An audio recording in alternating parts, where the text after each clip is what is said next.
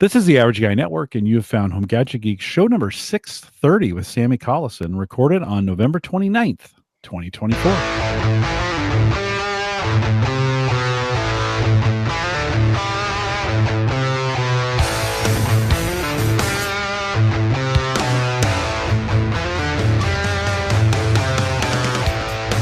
Here on Home Gadget Geeks, we cover all the favorite tech gadgets that find their way into your home. News, reviews, product updates, and conversation, all for the average tech guy. I'm your host, Jim Collison, broadcasting live from the AverageGuy.tv studios here in a chilly winter is here, Bellevue, Nebraska. It was cold outside, and of course, we'll post the show with some world-class show notes. I don't know how many links we'll have at Sammie tonight, but we'll post a few out there at the AverageGuy.tv. Don't forget, or I want to say, I appreciate our Patreon subscribers. If you're a part of the Patreon team, and many of you are, you do it every single month. Thanks for doing that. That helps pay the bills and do some other stuff and buy some things and some other things that tech related that make stuff work here.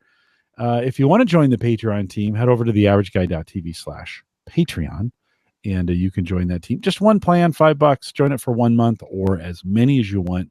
Thank you to all those who do it. Then also, thanks, and this is December is the bonus month. We're buying stuff for Christmas, right? If you want to use the Amazon affiliate link on the site, head over to theaverageguy.tv. Upper right-hand corner, there's some red lettering that says this site affiliate, blah, blah, blah, blah. With Amazon, click through that, and you're in business, and you're on the way. So appreciate it if you do that as well. Don't forget, next week, Christian joins us. I just confirmed he will be here. 14 years of Home Gadget Geeks that we will celebrate next week. He mentioned he's going to be a new dad. And so we got dad jokes lined up for him. If you want to leave a dad joke, it'd be great if you would do this via audio. So head over to homegadgetgeeks.com. Do it today because you'll forget. Homegadgetgeeks.com. There's a microphone button in the bottom right-hand corner. Click on it. You got 30 seconds to leave your favorite dad joke. Leave one, leave a few. I'd love a few from you if you could get that done. And then send me an email, jim@theaverageguy.tv. Let me know you've done that so I can go over there and get those. And we will congratulate him on being a upcoming dad. All right. I am Sammie's dad. Sammie is with me tonight. It is our traditional, I don't know, how long do you think? Is this 4 or 5 maybe? 4 or 5. Seems something right. Like that. Moved kind of to this format, the Friday after, kind of catch up with you. Welcome to Home Gadget Geeks. Thanks for having me again. Okay. Last week or 2 weeks ago? No, last 2 week. weeks ago. 2 weeks ago, we talked about your accident. And I think a lot of folks, I showed the pictures. You're here. Just update some folks. They're worried about you. How are you? I am doing much better, fortunately. And it wasn't, in terms of whether it was a bad accident or not, from the car perspective, it was. But from the human perspective, it was not that bad. It didn't break any bones, didn't have any internal bleeding, just got really bruised and was achy for a couple days, took a day off work.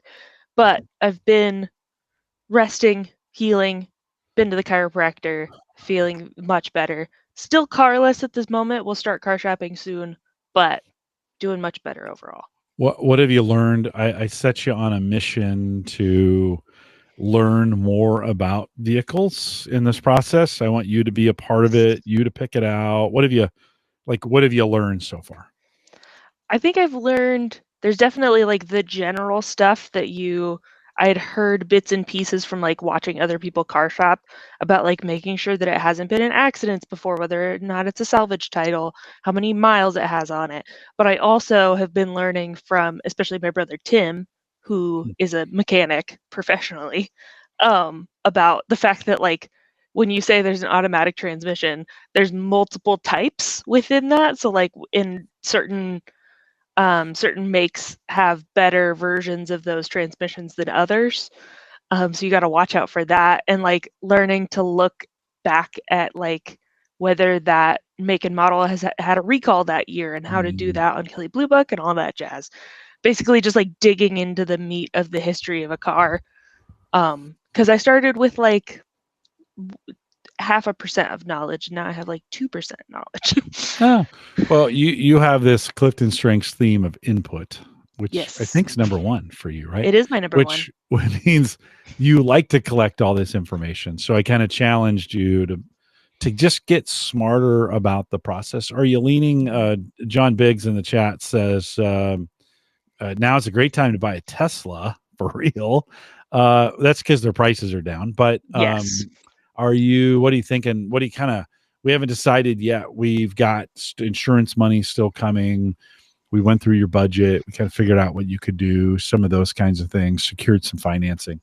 But what are you kind of looking for? Do you think? Unfortunately, Tesla is a little out of the budget, but we're looking at 8 to 10-year-old cars. 2015 is like the goal year. I was driving a Civic before, a 2006 Civic Hybrid that served me super well, and so I'm a little biased.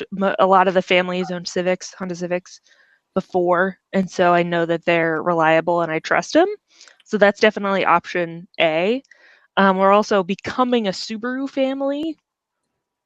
Jim, Dad, and Mom both own Subarus, and John has owned one, another brother. Yeah. But so their kind of like sedan of choice is the Legacy, which is what Jim has, which is also an option, a 2015 Legacy. But I'm also looking at, in case those ones tend to get, those at the price point that I'm looking for tend to get snatched up quick.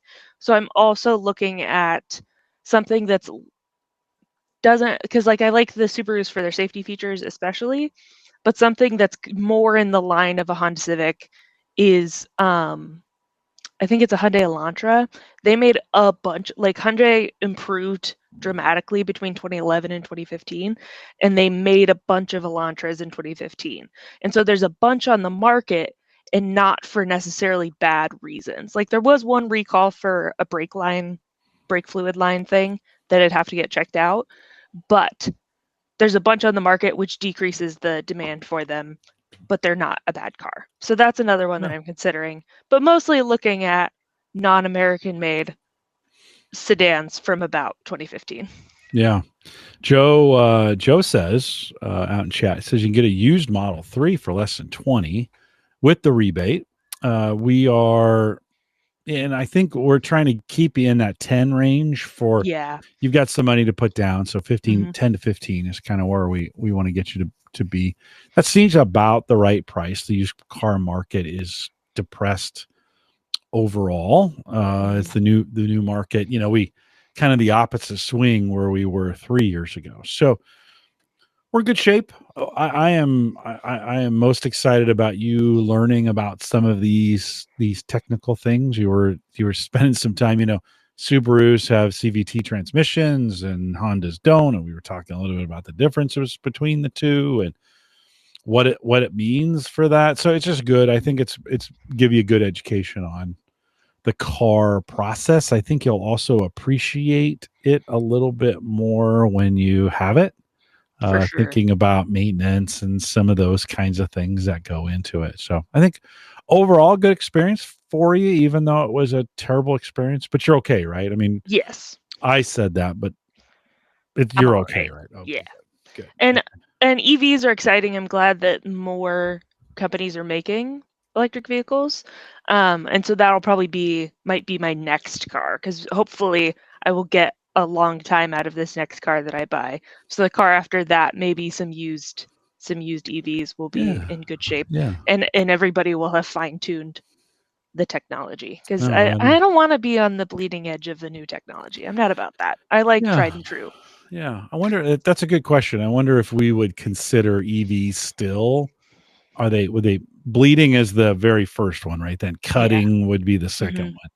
Where they kind of land in that, I think they're getting fairly mainstream. The fact that there's used cars out there that now in that environment, we would have to set up. And I was, thinking about this when I was thinking of buying that Cybertruck.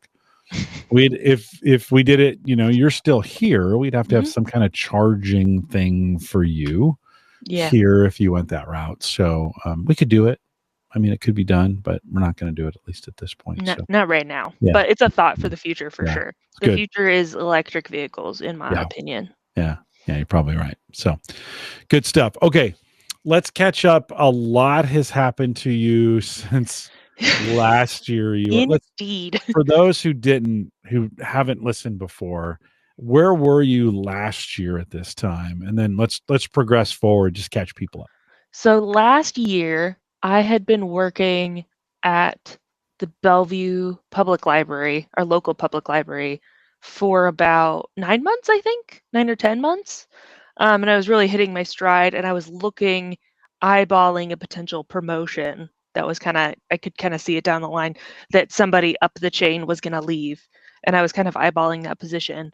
Ended up not getting it, and I started job hunting. So in the past year, I spent the first part of the year at the Bellevue Library job hunting, accepted a position doing not what I'm doing, put in my 2 weeks at the library. My first day at what was going to be my new job, I got offered a better job.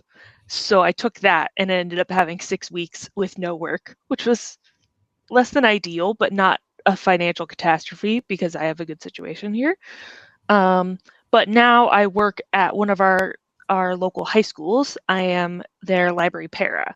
So we have two librarians, and they do all the librarian stuff. So one of them does collection maintenance and one does research teaching, but I am in charge of like the space and the students. So that's essentially what I do now. That's a big, I mean, from what I hear as you talk about it, I mean, you're in charge of the students, right? I kind of am, and they refer to me as a librarian, which is very flattering based on the fact that I have no librarian education as of right now.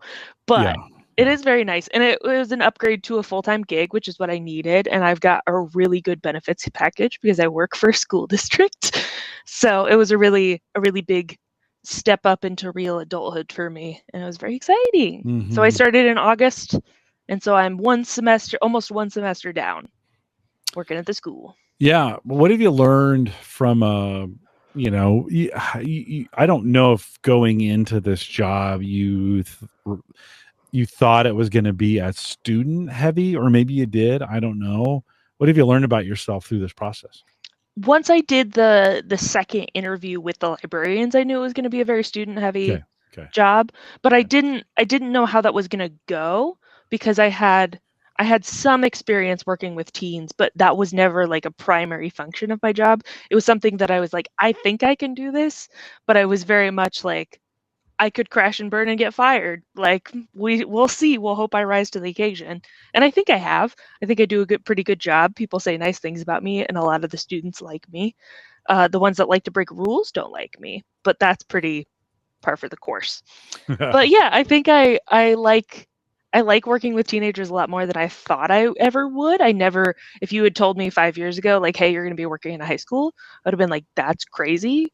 I cannot imagine that. But like as I've aged into like my mid to late 20s, and I'm farther distant from when I was a teen, I'm still close enough that I remember being a teenager, but I'm not so close that it's blurring the lines between peer and like real adult. So I'm really enjoying it, and I think I'm really good at it. And it's nice to have a steady gig that's like career growth opportunities. Yeah, Joe asked from the chat room, you get summers off then, and how does that work? I sure do. Unfortunately, I don't get paid for my summers off, so I will figure out some sort of temp summer gig. A lot of teachers and school staff members do summer school. Our school doesn't have my particular high school farms out all of its academic recovery stuff to other schools. So I don't know if there will be a summer school opportunity available to me. I'm counting on there not being one, and I'm looking at gigs, probably something like waitressing or working in a movie theater, something like that, just to pay the bills, keep me busy. Well, and there may be something that pops up for there you. may be something, and that would be great to just keep working for the schools. Yeah. Let me roll back a little bit. As you were looking, we knew, the library job was part-time. It didn't have any benefits. You were going to turn 26, this fall. We knew, we'd been talking about it for a while. You kind of needed to find that job, or, we'd have to go to the marketplace for benefits for you. Right. But, what'd you learn in that, as you think about the job search and doing it. What'd you learn? Again, you have high input. What'd you learn about that or through that process? And any technology that you used to help find these jobs? I mean, I spent a lot of time on Indeed mostly because it has good search parameters for narrowing things down, especially because in terms of finding entry level full time jobs that are all in person, because I did not want anything remote or hybrid. I work best when I go into a job, clock in, work the day, clock out, and then just leave work at work. One of the things that fits the bill the most in our area is healthcare, and I did not want to work in healthcare. So that weeded out a ton of jobs, and so filtering all of those things down. But really, it is just a numbers game. I spent probably 6 months job hunting and looking for stuff before, and I applied for I would go in and I'd go in a couple times a week, and I'm like, I'm going to apply for at least 5 jobs That's a today. good idea. Yeah. And I did that a couple times a week for 6 months. And the first 5 months, I heard zilch. I got 2 introductory interviews with the recruiting company, but not with the actual company. And then there was one where I was lined up to do an interview, and then I backed out because it was going to be me spending a bunch of time on the phone. And I was like, this doesn't feel right. I don't actually want to do it. So I think honestly, the biggest takeaway was patience, because in the last month, 3 opportunities all came all at the same time. And one of them would have been good, but because the school job was the one that I wanted, because I was looking at other clerical work, essentially, stuff that would harness my skills, because there's not a ton of library work when you don't have a library degree. But as soon as the library para position opened at the high school that I work at, I was like, this is my number one candidate. But there were 2 others that I got interviews for and got offered, and I didn't like them as much, but I hadn't heard back from the school. And so balancing that, do bird in the hand, bird in the bush. I let go of 2 birds in the hand for the one in the bush, and it was worth it. But that was a big risk, and I'm glad that I took it. But it was scary. But it was all about patience, because that was the right thing. I would have ended up taking my career off of doing library stuff just in order to have a full-time job with benefits when I did get to, in the end, to do both. Yeah, it was a good move. I too, I mean, you say it was risky. It was, it's a city job, and once you had it type deal, and they offered it to you. But you never know. Are you gonna what's the plan? Real quick, I'm sure some folks are asking. So you say you don't have any library experience, so you go to school for that. What's the plan to finish up? You've got some stuff to finish up your degree, and you can do that. What's your plan to do that? Yes. So I had people who have listened to the Collison special for a little while. Before I started working at the library, I'd done a semester at UNO in their multidisciplinary studies. Sorry about my mic. In their multidisciplinary studies major, where I would basically harvest and recycle some of my journalism stuff and then fill in the rest of the degree with new stuff. But I didn't really know. I was very aimless, didn't really know what I was going to do from that point. So I just kind of picked some humanities stuff, but without that drive of I'm working towards this thing, and without having a dedicated time to do schoolwork, doing most of my schoolwork remote, I was not successful. But UNO has a library science program that you can execute entirely online that is part of the multidisciplinary studies major.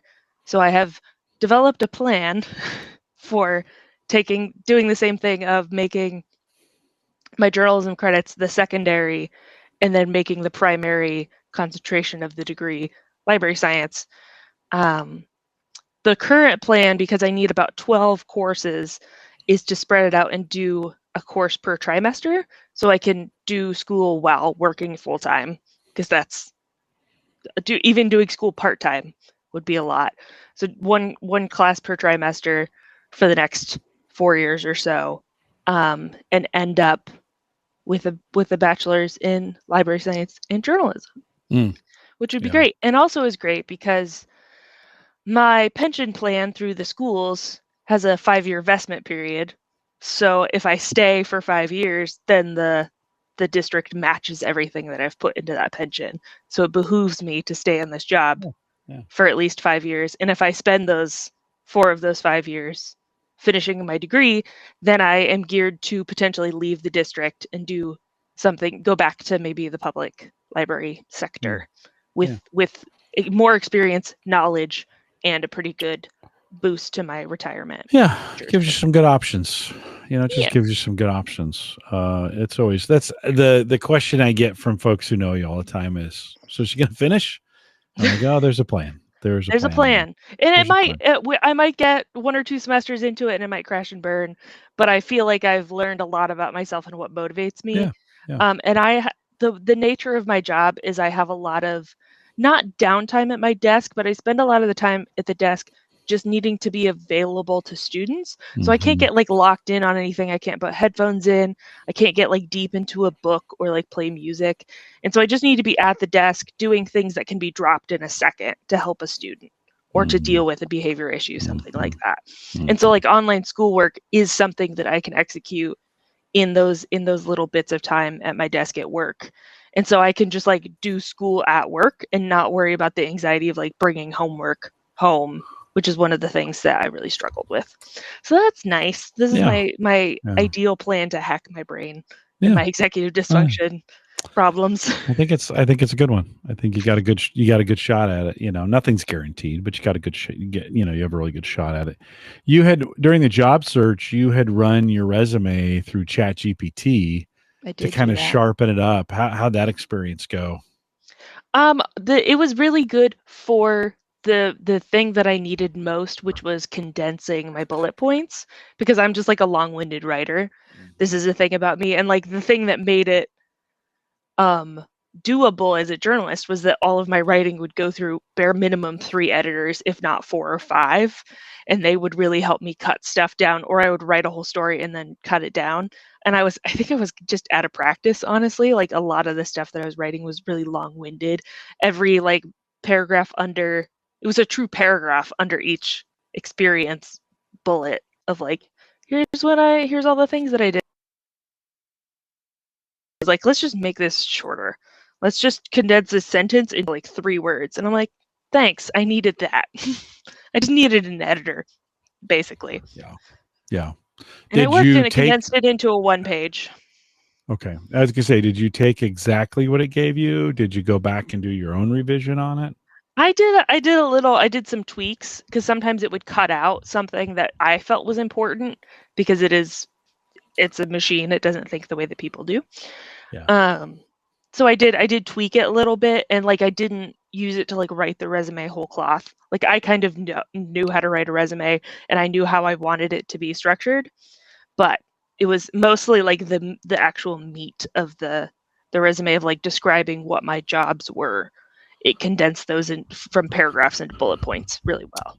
My temptation would be to just dump the whole thing in there, and then it'd give me something back, and I just use it. Did you go back and forth with it? Did you use it for several edits, or was it kind of, hey, give me some ideas here? It was the main bulk edit of just like shrinking it down to a 1-page, because really when you're looking at entry-level jobs, people are not going to read more than 1 page of resume. So I just really needed it to be like concise to the point. And I also think I liked that it used, I mean, people will say this, that like a lot of companies that are doing bulk hiring will run resumes through technology that will scan through and look for certain keywords. And people have said that ChatGPT is very good at giving you those keywords. I don't know necessarily that that's true. I didn't have that like direct feedback, but it was something that I was hoping and might be true. It might be nonsense, but it did give me some corporate sounding descriptive words. Yeah, no, I'm sure it has a lot of resumes in its right in its review. So that's what it's good at. I mean, that's one of those. That's one of the few things I've ever used ChatGPT for, but it certainly made the most sense as an application for an AI. Yeah. No, super cool. The new library, the new school, Central, downtown. It's convenient because I can drop you off as we're getting. I can literally see Gallup from the window that I eat lunch at. Super convenient. but it's a brand new building and it's got some brand new tech. What talk a little bit about some of the tech that you inherited in this new job. Yeah, so the school itself is very old, one of the oldest schools, if not the oldest school in the state. But the wing that the library is in was finished and opened in 2019. So the library used to just be like a bunch of classrooms where the walls were knocked down in between, but now they have purpose built a space for the way that we use libraries now. Because now, like when the librarians give the intro to freshmen when they come in and they talk about the history of the library used to have more books in it than it does.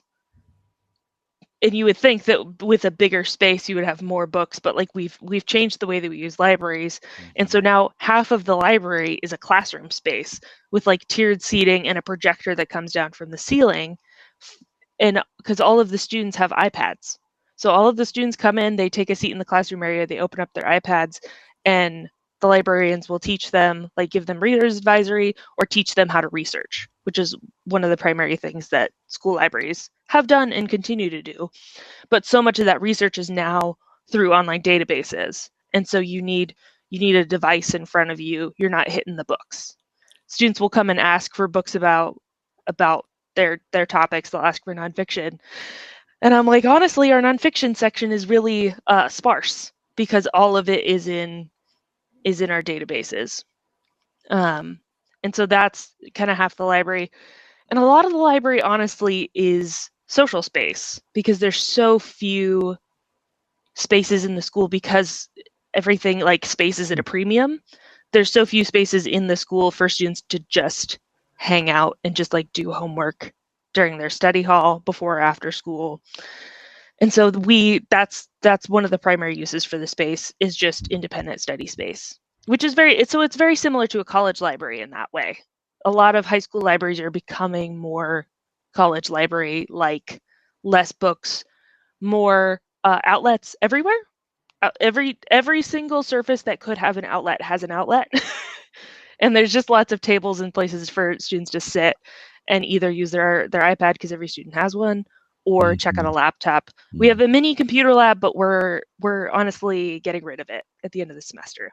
Really? Because all students are doing is playing games on the PCs because they can get access to games that they can't get access to on their iPads. So we're just getting rid of it. We're hooking up a PC into the printer so students can print. And we're just going to use those tables as more classroom space. The old print server is what you're making. The old print server, yes. Oh my gosh, getting things printed is a hullabaloo.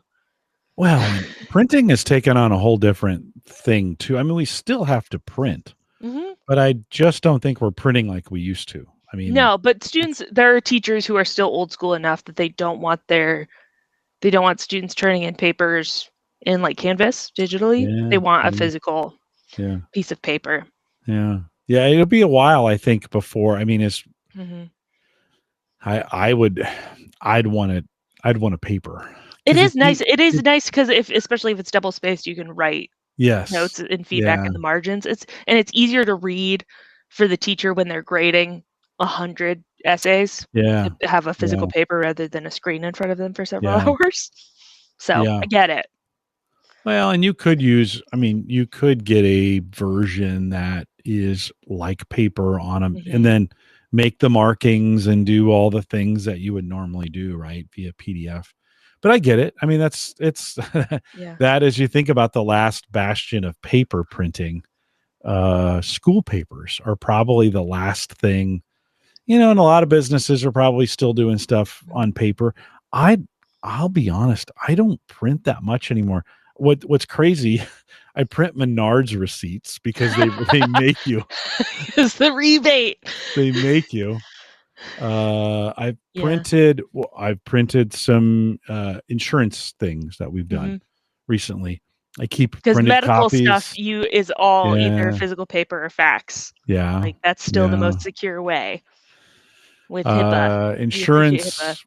Your insurance card is a paper card now. Like USAA, who we have for insurance, they make it so you can, if you needed it, you can get your insurance card pretty easily through the app, and you can just show it to it during your accident. we actually the police officer handed me back your insurance information, and I looked at it, and it was it was It's the expired. expired one. I lost the most And updated one. I was like, oh, this is expired. I'm like, do you need me to get you? And he's like, no, you'll be fine. You're fine. Yeah. He was like, oh, it'll be fine. Because And in I the could end, have if you brought that up. call USAA and give them our names, they're going to be like, yes, these people are insured. Yeah. Yeah. Still. Yeah. They were the officer who was there for you, and in Nebraska we have a department of roads. We have a big truck, and all their job is to protect motorists who are stopped. It's crazy. If you in the city of Omaha, or it may be Sarpy County as well, it may be a Nebraska thing, but a big truck pulls up with lights First behind person on you. the scene Was was he? roadside Was that guy? assist. Yeah, to stop Yeah. behind my car Yeah. and make sure that nobody hit me. Yeah. Yeah. It was kind of cool. They kind of blocked everything out. Traffic was not happy with us. You made the radio. because we were on a major highway between 3:30 and 6:30. Oh my gosh. It was afternoon. Truly, there's no ideal time to have an accident, but I maybe no. had the least ideal time It of was day to have an Friday. It was accident. Friday. It was Friday too. I I was just gonna go grocery shopping. I got out of people work early. people were burning out. It was slow Yeah. up to us, and then it would open You'd up hear their again, and then you'd engines hear people, rev. just Screw mad. you! I'm stuck on the side of the road. Just mad at us. Yeah. Yeah. So printing has. I just bought it's interesting though. I just bought a new, black cartridge for our printer because it had run out of ink. And Sarah said, get the big one. Like typically I buy the cheap, the one that's got like 2 ounces of printer ink in it. And we got the one that had more than that. It's ridiculous how expensive that stuff is. But yeah, so it's any other things technology wise. I mean, I love the classroom, big screen comes down. Anything else you're taking advantage of from a technology perspective? It is interesting because we are in a mixed ecosystem school. So most schools, especially in the area, started on PC. Like nobody could afford Macs in schools, so everything was desktop PCs. That's what all the computer labs were made up of. All the teachers had HP laptops. All of the projectors and the printers were PC compatible. But now that Mac is more affordable and also in a lot of ways more ideal for what schools are doing, and the fact that students now have iPads as personal devices. Every single student in the district, I believe, has an iPad that they do most of their work on, and they have keyboard covers, so they basically function as a laptop. That is less compatible with the fact that everything is HP and PC. And so the district is transitioning in the way that things that the government runs are, slowly and somewhat inefficiently, but it happens when it happens, transitioning over to a Mac ecosystem. But it's somewhat of a painful transition because half the printers in the building are Apple printers and half are not. So students will come in with their iPad and they're like, I can't connect to the printer. And I'm like, you're going to have to email your document to me and I'm just going to have to print it from my desktop computer PC. All the teachers are switching over from, I think all of the teachers had either Surface tablets or Surface laptops, Windows Surface. And so they're now switching from those to MacBooks. Like that rollout has happened this semester, is a bunch of MacBooks, and all of our software is the Microsoft Office suite, and we use Outlook, and we might have to switch over to the Google suite. Maybe. How well does the Microsoft suite work on Macs? I don't even know these days. No, it works pretty well. I haven't used one in a while, so maybe we'll stay in the Microsoft suite you probably for software. Yeah. But we use Outlook and we use Teams for everything. Right. But that is running it on the iPads. We'll see. No, it should work. Yeah, Microsoft made a huge initiative to be as Mac friendly or to be as iPad friendly as it was on the Windows. So that should be the building tech support guy was asking for my machine number of all of the computers that we use to check out books, and I was like, just out of curiosity, why do you want to know? And he was like, oh, the district might replace them with desktop Macs. And I was like, please. Yeah. You're on a Mac. So You're on a Mac. So yes, right, in my you're a machine. personal Right. computer is a Mac, but working on my school desktop computer that I check out books to students on and do all my work on is a PC. And so it's Yeah. a little incongruent. There is certainly junk in the gears between as we Yeah. transition over. It's But getting you better. know, that's Getting better. life. That's working in schools. Well, like even tonight, right? We were trying to come up with 1,000 ways, you on your Mac, and it's got 2 USB-C connections. And one standard headphone aux Yeah. cable, and that's the only ports on the whole thing. That's it. And Good old so MacBook Air. all of my sound equipment is kind of designed for the most part for PC. It's USB-A. And so we were like, okay, how are we gonna? So you and I were brainstorming, like, okay, what do we? I could go buy an adapter. All of a sudden, I'm like, wait a minute, I have an extra laptop. It's a PC. You could just, it's the one I use. It's the one I use in the shack. And I was like, you could just use that one. Just borrow it for a couple hours. Yeah, I mean, everything will plug in just fine. It's got plenty of USB-A ports, and so we went that direction tonight. I tell you what, I've really liked having it all. Like I have, I've got a Mac Mini. We talked about it last week. I got the new M4. I've got Windows PCs everywhere. I've got touch PCs as well. So got a few touch that I can use. I'm using an Android tablet for monitoring things, right? iPhone for my phone device. So I'm kind of hitting I got Mac and Windows, Android and iPhone. For most things, for me anyways, all the cross compatibility works just fine. And then I find I'm using the piece of hardware that's best at it, whatever I need it to be. I try to pick the piece of hardware that's like, okay, this is going to be best on the Home Assistant runs great. The dashboard runs great on the Surface Pro because it's a touch screen, right? Yeah. It's kind of designed for that. I watch YouTube on the big monitors because it's great on that. So, and I've got a VR headset too that I tried to get back into the other day. I don't know. I want that thing to work. It just doesn't, but I don't know. I think, Sammie, in this conversion for you guys, it's not about going one. I think it's not about going only on one ecosystem, but finding the right hardware that works. And I know sometimes the compatibility is iffy, but it seems like it's getting better. I don't know. Your thoughts? Yeah. I think if there was ever a time to have to deal with the mixed ecosystem school, this is better. Like this is one of the best times because technology, in my experience, has moved so far away from your software being downloaded onto your machine. And 99% of the stuff we do is in a browser or is in a web app that takes a minute to download. And so like when I started out when I was in school, like the Office suite, you bought Word and you downloaded it onto that computer and you only had it on that computer, but you had it on that computer forever. And like, so it was very machine specific and you had to be on a specific computer to get to certain things.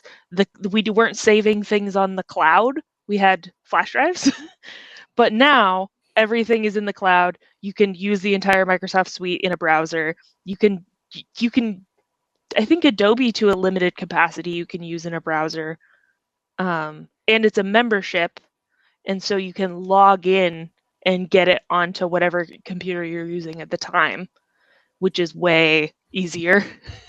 Yeah. It is more expensive, which I don't like. I don't like that you can't just buy it and have it forever, that you have to keep subscribing to it. But it does make it more convenient for if you're a multiple device user or if you are in school and you're using a computer in the library and a computer in your dorm and a computer in the classroom. These are all different. Floating between different devices has never been easier because everything is in the internet at this point. And so other than trying to connect to printers, everything is fine. It's just trying to get, so we're just going to hardwire a PC into the printer, and we're like, you're just gonna have to log into that computer, Yeah. pull what you need to print from the cloud and print it, and it'll take you 5 minutes. Yeah. But Yeah. you guys are high schoolers, you can do it. Or Yeah. you can just email it to me and I'll print it for you. Sometimes that's faster, honestly. Our home printer, I have an HP. I think I spent $50 on it. Like, the printers themselves have never been cheaper. But Yes. the print software on that thing, it is so intrusive. Like, as soon as you fire up a computer in the house, it's like somehow the print driver is there. It's like, oh, I found your printer. You can print to it. And so at least we found here, even the other day, I needed to print something and I couldn't get it. I was having trouble getting it anywhere but my phone. And I'm just like, okay, share to this printer. Yeah. Go. And it just printed it, right? And I think one of the things why we don't connect to our printers as easily is because our network is like Fort Knox. Oh, because yeah. it's a school network. Yeah. And so like you can't just like Wi-Fi password your way in. Right, like you have to be on a device that is approved to be on the network in order to access anything. Yeah. So I'm doing the old I don't even remember what it's called, but like I'm like right clicking on the Windows icon and doing run and doing like // writing in code, and like it pulls up all the print drivers and I have to download it to that computer. I'm like doing it maybe the most old-fashioned way possible. Yeah, we did that like 20 years ago. Yep, I'm still doing that. Like a 20-year-old way of finding print drivers. Yeah, go to the network. But that's what the tech guys put in they were like, here's how you connect to a print driver. And I was like, works for me. Yeah. There's a discussion going on in chat with Joe and Sarah. Sarah's hanging out with us tonight. She has an older, I bought her a workstation 5 years ago, maybe. Still Core i5, pretty good machine, but it's Windows 10 and it's not Windows 11 compatible. And most of you know, yeah, well, for sure in this case, Windows 10 will drop support. It already has. And so I could probably force Windows 11 onto it with the insider updates, make that work. And yet, to Joe's point, he said in chat, he said he'd forced 11 on a 4th gen and it works beautifully. Supposedly Microsoft won't allow 24H2, which is the Windows 11 next gen update to happen. So it may still fall out of support. I hadn't thought about that, Joe. So thanks for mentioning that.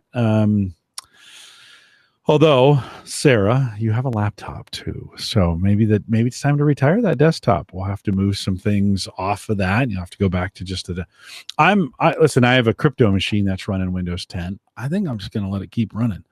It won't get security updates. So Sarah, in your case, that's probably not a smart thing to do because you're doing a lot of stuff on that. But the computers at the Bellevue library that run the catalog still had Windows 7 on them when I was there. So yeah, if you don't need a machine to do much, you don't need the newest software, I suppose. No, we need it to run a browser. We are at that spot on the Microsoft side, anyways, where they really encouraging everybody. It's kind of funny, like. The rules have really changed. On the Windows side, hardware is definitely getting deprecated out. We're on the Mac side of things. Apple Intelligence is coming. Now that's actually also true there, where my iPhone 12 will not get the Apple Intelligence stuff, although it's not that great. So at least at this point, the stuff I've been messing with. So maybe we're at that time. I don't know. Maybe we're at that time where I don't even think I have the most recent iOS on my 13. Phone. I'm still on iOS 17. I haven't done 18 yet. Okay. I usually let it go through a few updates before I move to a new iOS, just to make sure that they've gotten most of the bugs out. I let other people run into those bugs for me. That's probably smart. Me on the bleeding edge. We're circling back. I don't want to be on it. Yeah. Well, you're a version ahead of me on the phone. We got you a new phone, and my 12 still continues to run really well. I think I'm just going to let it go to dust because it's just doing. really well. iPhone fixed the problem of if you left it charging overnight, it would fry the battery, and now it stops taking juice once it's charged. And so you're leaving it plugged in overnight does not murder your phone. And so I think I'm going to get a little bit more life out of this one than I did my last one. No, it'll last. And I'm very gentle on my phones. Students, here's a crazy thing about high schoolers. They're walking around with no cases on their phones and they all have cracked screens. And I'm like, do you know how much this costs? No. I know that your iPhone is your parents' old one, but it's still an expensive piece of technology. Why are you not taking care of it? It drives me crazy. Teenagers. When I bought the 12, I bought the Apple silicone cover for it, and it started peeling off. It was garbage. And I ended up getting a $7 cover for it at Best Buy, maybe 10. Yeah, I think I spent maybe $10 on this case. This is the second one of the same brand. I just bought a new one because it started wearing out. I chipped the corner, but it has my cards in it. Yeah. But truly, I've dropped this many, many times, and it's pristine. For sure. Why spend more than $20 on a case? Joe says the latest update for iOS adds RCS chat, which is great for Android users. Oh, that's very nice. So you can do mixed group chats. That's very nice because I do all my group chats in Facebook Messenger or Discord. So it would be nice to do them over text. Yeah. Good to know. Yeah. Maybe that'll get me on the new iOS. It's funny how all these messenger protocols, all these messenger apps. I was on a call this morning. I got up early and I was on a call with some friends in Brazil this morning. And I mentioned, I'm after the call, I'll probably connect with so-and-so on Facebook. And they said, Facebook? Like, you're going to do Facebook for that? And I'm like, yeah, it works out really well. I'm like, oh yeah, that's only WhatsApp in Brazil. That's all they use down there. Yep. And so even regionally, there's some big differences. Yeah, I think outside of the US, everybody's using WhatsApp. For sure. And Facebook Messenger, because my generation is either falling off of Facebook or never had one to begin with. And everybody younger than me has never had a Facebook to begin with. And so I've got a lot of group chats on Discord, but once everybody's on RCS, I think we'll be able to go back to texting each other. Yeah. And actually exchanging phone numbers instead of just being like, accept my friend request, please. Sarah has updated what's your us. Discord username? 10-3 Nebraska still nearing the end of the third quarter, so we've got a little ways to go. Sammie, anything else? We are you and I were both yawning before we got to tonight. Next year, I think we're going to do this at 7 and not 8. But now another thing about working for a school, I now wake up at 5 a.m. and go to bed at 8 p.m. I have an old lady grandma sleep schedule because I open up the library at 7 and it takes a while to get to work. Yeah. So that's my life now. Yeah. And listen, I've been, at about 9:30, I fall off a cliff, and I try to stay awake till 10 or 10:30, just because if I don't, I'll be up at 3 a.m. So I just try to make it. Anything else you want to throw in there before we wrap it up? I don't think so, unless anybody has any questions about what it's like working with teenagers in the year of our Lord 2024. Well, your stories are funny as we're talking about them at dinner. I'm like, wow, you're not cutting those kids any slack. And I get called Miss Collison. Yeah. That's a big shift, is getting called Miss Collison instead of my first name on a daily basis, or just Miss, because they don't bother to. Kids at my school don't bother to learn teachers' names. It's very silly. Well, we're happy for you. We were sad to see the 2006 Honda Civic make its way. It was a bummer. I was very sad watching it get towed away from the front of our house. But we're glad it took good care. 18 years of good driving out of that thing. Yeah, 250,000 miles, and it took good care of you. I mean, and it kept me alive on a front collision with a concrete barrier. Yeah, front and side airbags deployed. Maybe could not have been a worse place to hit a barrier, but my favorite part. My collarbone really bad. My favorite part. Well, I shouldn't say it this way, but my favorite part of the whole experience, the funniest thing of the whole thing, was at one point Nebraska Department of Roads was out. And this guy was looking at the accident, and he's looking up, and you had taken out a temporary barrier was up underneath one of the orange stripy things with the flashers on top, and a cone. You had taken a cone underneath. Don't forget the cone. Yeah, the cone. You took the cone out, And the guy was like, well, what they were doing was assessing if you were going to have to pay to replace those. That's what they were assessing. Yeah. And the guy's like, nah, it's fine. No. Just lean it up against the barrier. It'll be fine.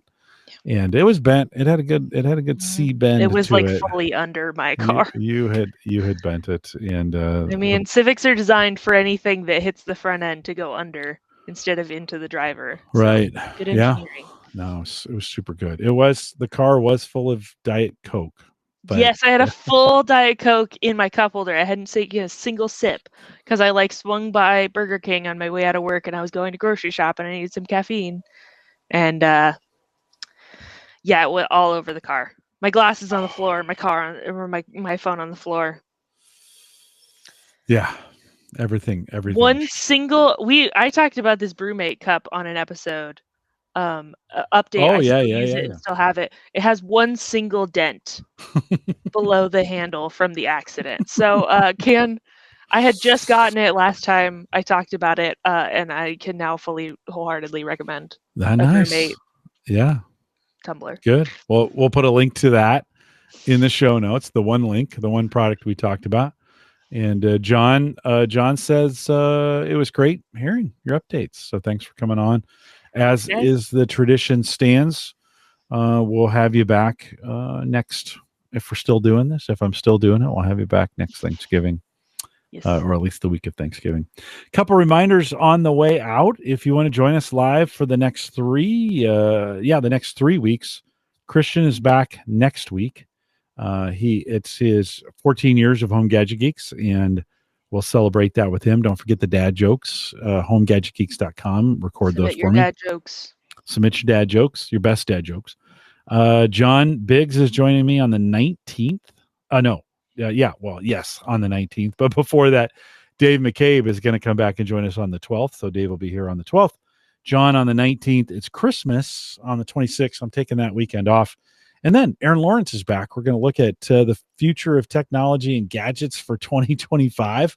Kick off the year with Aaron, and she'll be here on the 2nd to get the new year started right. If you want to join us in the Discord group, head over to theaverageguy.tv/Discord. Love to have you a part of that group. That's a fun one. Some good stuff. We've been sharing some Black Friday deals and just some good stuff. Not too much talk, but just enough that it's there. Again, theaverageguy.tv/Discord.